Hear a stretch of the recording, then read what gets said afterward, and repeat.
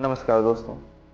Promotions and regulations online gaming bill 2025 यह संसद के दोनों सदनों से पास हो चुका है, जिसे सबसे पहले लोकसभा और फिर राज्यसभा में पास किया गया। केवल और केवल राष्ट्रपति के सिग्नेचर बाकी हैं, नहीं तो उसके बाद यह बिल कानून बन जाएगा।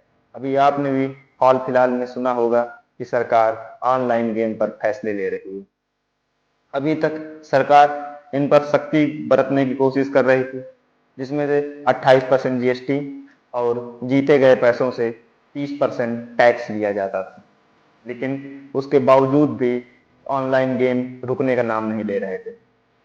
खुद वित्त मंत्री निर्मला सीतारमण के अनुसार ऑनलाइन गेम पर पाबंदी लगाने के बावजूद भी 412% कमाई बढ़ी है सिर्फ पिछले 6 महीनों में, जिससे सरकार परेशान हो गई और यह बिल लेकर आई, जिसमें पूर्ण रूप से इस बिल के तहत अब ऑनलाइन रियल मनी या चांस मनी दोनों पर पाबंदी लगा दी गई।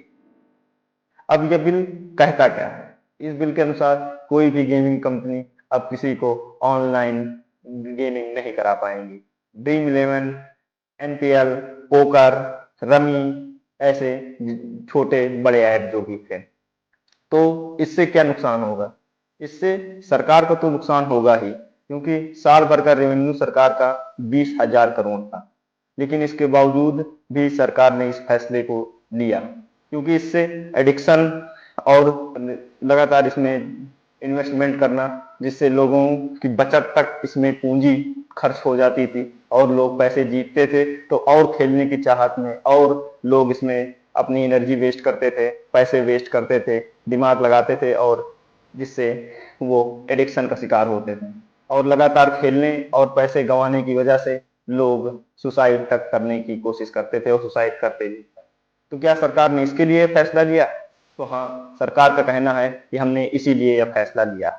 लेकिन ऑनलाइन गेमिंग कंपनियों का कहना है कि सरकार ने एकाएक फैसला लिया। हमने तो सरकार को जीएसटी भी दे रहे थे, टैक्स भी दे रहे थे, उसके बावजूद भी सरकार ने इस पर फैसला क्यों लिया? और जिस पर गृह मंत्री अमित शाह से इस विषय पर सोचने के लिए कहा गया।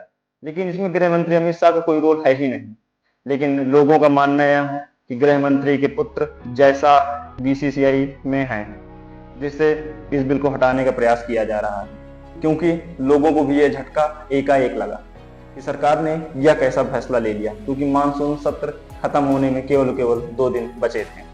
और अब यह कानून कहता क्या है? इस कानून के अनुसार कोई भी ऑनलाइन गेमिंग कंपनी का कोई भी एडवर्टाइजमेंट करेगा, ऐड करेगा, तो उस पर 3 साल तक की जेल और 1 करोड़ जुर्माना लग जाएगा। ये कोई छोटा मोटा प्रावधान नहीं है, ये बहुत ही सख्ती भरा प्रावधान।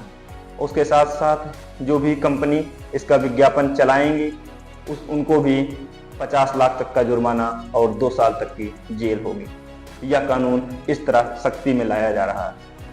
अब लोगों को एडिक्शन छुड़ाने के लिए सरकार यह फैसला ले रही है कि कुछ और सरकार की मंशा है, ये तो आने वाले समय में पता चलेगा, क्योंकि सरकार का कहना है कि हमने इसको रोकने के लिए पहले इस पर बहुत सी सख्ती बरती।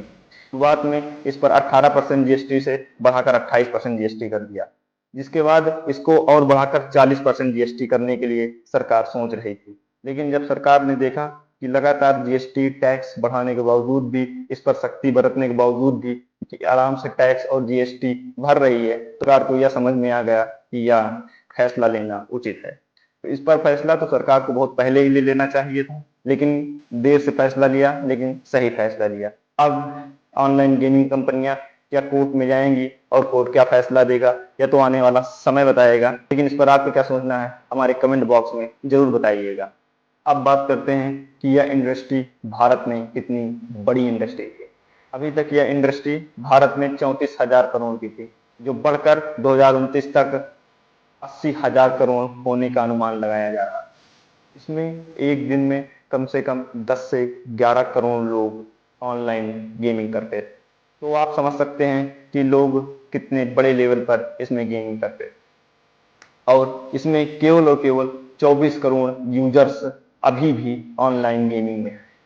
जिसके बाद सरकार की नज़र बहुत दिनों से इन ऑनलाइन गेमिंग पर थी। इसके बाद सरकार ने इस पर फैसला लिया, जो आए दिन विज्ञापन में दिखाई पड़ते थे, ड्रीम इलेवन, एनपीएल।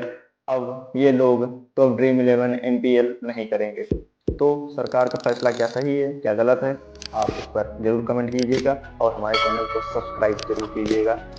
नमस्कार, जय हिंद।